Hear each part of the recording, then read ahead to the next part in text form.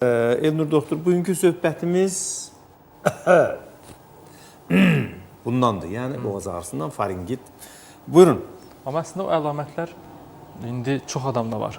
Demək olar. Bəli. Ona görə də qeyd elədiyiniz əlamətlər adını çox vaxt faringit qoyuruq.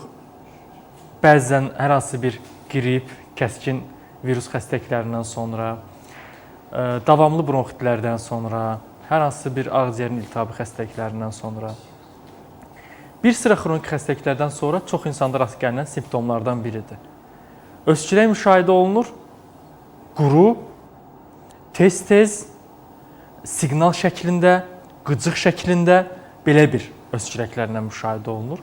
Ən çox lektorlarda, aparıcılarda, müğənnilərdə, mühazirəçilərdə bu proses nəyə görə çox olur? Çünki həmin o dediyimiz udlaq daha çox qıcıqlana bilir.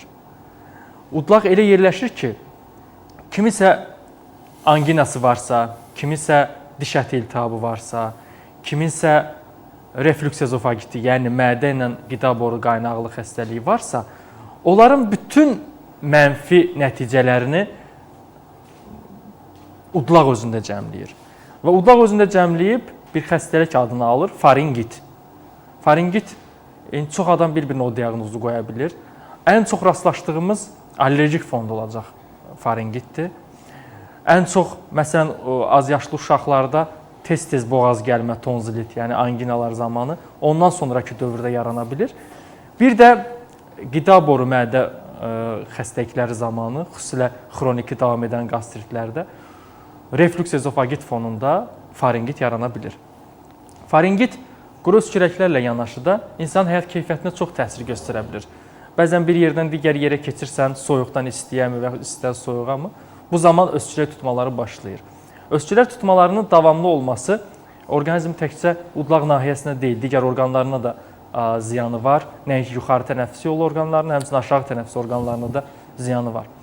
Boğaz gəlmə isə əgər bir ildə 7 dəfə, 6 dəfə boğaz gəlmə varsa, bu zaman təkrarlanırsa lor həkiminin nəzarəti altında o zaman ona müdaxilə etmək olur.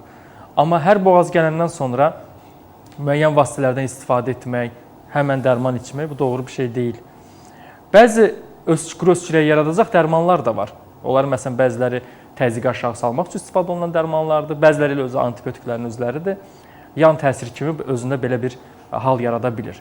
Əgər yanaşı olaraq temperatur, ümumi halsızlıq və bəlğəmli bir öskürək yoxdursa, bu faringitlə daha çox müşahidə oluna bilir. Faringit zamanı və necə etmək olar ki, boğaz tez-tez gəlməsin, tonzilit, yəni angina olmasın. Angina zamanı anginadan qorunmaq üçün ən yaxşı vasitə propolisdir. Propolis, yəni vərəmum. Vərəmum həm silmə şəklində, qarqara şəklində istifadə oluna bilir. Həmçinin 20% ekstraktı, alınmış ekstraktını suya damlataraq istifadə olunur. 1 yaşından yuxarı hər kəs istifadə edə bilir. Yeməkdən sonra istifadə olunsa daha yaxşı olar.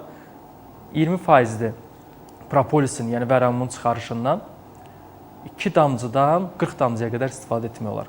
Məsələn, çox kəskin proseslər zamanı 40 damcıdan 50 ml suya qarışdırıb gündə 2 dəfə yeməkdən sonra daxilə qəbul etmək olur. Və bəzən 50 damcı götürülür, bir xörək qaşığı suya qarışdırılır və qarqara şəklində istifadə olunur.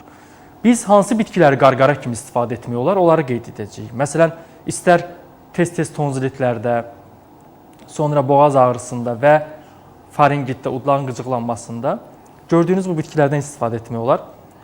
Əslində bu necə dəmlənə bilir, necə istifadə olunur, onun qaydasını biz deyəcəyik. Fikret mən bitkiləri bilirsiniz, onsuz da dəvə dabanından başlayır. Kökədir, dəvə dabanıdır, bu gülünbahardır, bu isə deyəsən... Zökəm.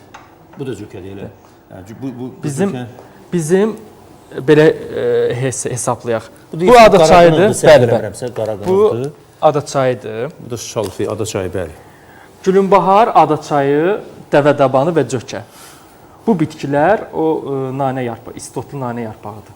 Və bunun 5-ini götürürük, hərəsindən bir xörək qaşığı. 400 ml qaynar suda dəmləyirik. Dəvə dabanı, cökə, ada çayı, gülünbahar və istotlu nanə yarpağı.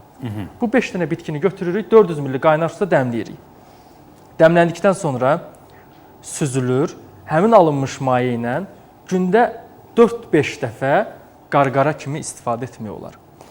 Bu bitkilərin istifadəsini 4 gündən 14 günə qədər qarqara şəklində istifadə etmək olar. Bunu da demək istəyirəm ki, Nurdur, sadəcə olaraq qorxmasınlar, hərdən birdən udsalar da o qədər də ziyanı yox, yəni faydası. Bəli, mən də ona gəlmək istirdim. Bu bitkiləri daxilə qəbul etmək üçün əlavə olaraq bir biyan balı qarışdırılır. Biyan, yəni dəmləndi bu bitkilər, soyuduldu otaq temperaturunda və içilmədən öncə bir çay qaşığı bal əlavə olunur. Biyan balı olsa daha yaxşı olar və cökə balı olsa o da yaxşı olar. Allergiya bir proses varsa akasiya balından istifadə edirik. Bunu qarışdırıb gündə 2-3 dəfə yeməkdən yarım saat öncə daxilə qəbul olunur. Bu zaman qross kürəklərinin sayı azalır.